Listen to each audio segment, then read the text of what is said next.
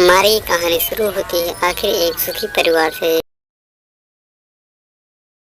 जहाँ पर नीमा, रामू, उनकी बेटी रोनी, वह लोग आपस में बहुत ही खुश थे। रामू एक दिन अपनी पत्नी से बोलता, अरे सुनती हो, इस साल अपनी फसल में बहुत ज्यादा मुनाफा हुआ है। तभी इसकी बेटी दौड़ कर बोलती है, पापा पापा मेरे लिए एक बड़ा सा वाला फराक ले आओ ना प्लीज पापा। रामू हंसते हुए बोलता है, अच्छा ठीक है मैं ले आऊंगा मेरी प्यारी बच्ची। फिर हंसते खेलते दिन गुजर गए।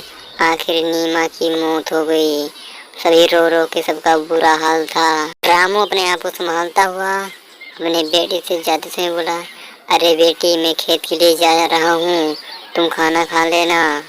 उसके बाद मैं खेत में जा रहा हूँ काम करने के लिए। उसके बाद वह चला जाता है खेत में काम करने के लिए। उसके बाद रूही दिन भर रोती, न खाती न पीती, सिर्फ दिन भर रोती ही रहती। रामू बड़बड़ाता हुआ कुछ आ रहा था, कह रहा था, अब मेरी बेटी भी अकेली हो गई, मेरी पत्नी भी मर गई, अब मैं क्या करूँगा। आखिर वो खेत में पहुँच अपना काम शुरू कर देता है। वह काम कर करके बहुत ही थका लग रहा था, लेकिन वह भी काम कर जा रहा था क्योंकि इस साल फसल बहुत अच्छी हुई थी।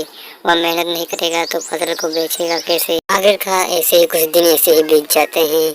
रामू अपने खेत में सुबह के लिए अपनी बेटी से बोल के लिए चला जाता है। दिन भर घाम में काम करता। उसके बाद ऐसे ही दिन बीतते गए। एक दिन रामू का खेत से गुजरते आ रहा था, तभी रामलाल उसको बुलाता है, अरे दोस्त कैसा है, बड़े दिन बाद मिला। इस शायद बहुत काम करता है तू, सुना है तेरी पत्नी भी गुजर गई, बड़ा दुख हुआ सुन के। तू एक काम क्यों नहीं करता, तू दूसरी शादी कर ले, तेरी छोटी सी बच्ची भी है, वो भी खुश रहेगी। अरे यार क्या बात कर रहा है, मैं दूसरी शादी कर लूं, मेरी उम्र रह गई ये शादी करने के लिए। नहीं यार मैं नहीं करूंगा शादी।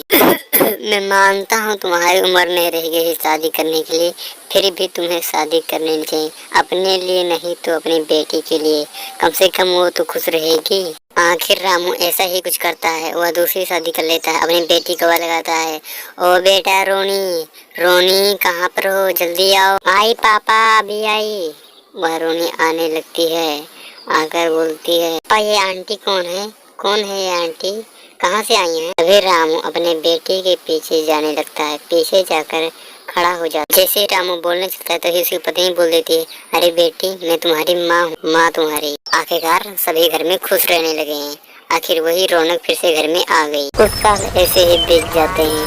आखिर रामू को दूसरी बेटी पैदा होती। वह भी बहुत बड़ी हो चुकी थी। उसकी माँ पीछे बढ़ते बढ़ते हुए आ रही थी, कुछ बकते हुए, ए रोनी चल काम कर अपना, झाड़ू बर्तन सब कर ले, नहीं तो तुझे इतने फटके पड़ेंगे ना कि तेरी नानी याद आ जाएगी। फिर उसकी बेटी बोलती है, माँ हमेशा आप दीदी को क्यों डांटती रहती हो, अभी मैं और दीदी जाके काम कर लेंगे सब ना, अब जाकर सिर्फ अपने कमरे में बैठो, हम दीदी जा रहे हैं। लेकिन रोनी वहाँ से चुपचाप चल देती है अपना काम करने के लिए। और दीदी की तारीफ करने वाली बेटी, ज्यादा दीदी दीदी मत करो और चल तू मेरे पीछे आ। लेकिन रोही अपनी माँ के पीछे नहीं जाती, इसलिए उसकी माँ पेड़ पड़ते पड़ते अपने काम के लिए चली जाती है। रोनी पहले अपने रसोई घर में जाकर अच्छी खूब रोती है, उसके बाद अपना काम शुरू कर वह झाड़ू लगाना शुरू कर देती है। अपने काम को पहले झाड़ू लगाती है, तभी उसकी माँ आकर उसके चिल्लाने के पीछे से गाँव वाला दौड़ता दौड़ता रामलाल दौड़ के आता है, बोलता है, अरे बेटी तुम्हारे पापा का मौत हो गया, काम घाम में बहुत ज्यादा मेहनत करके काम कर रहे थे तभी उनका मौत हो गया।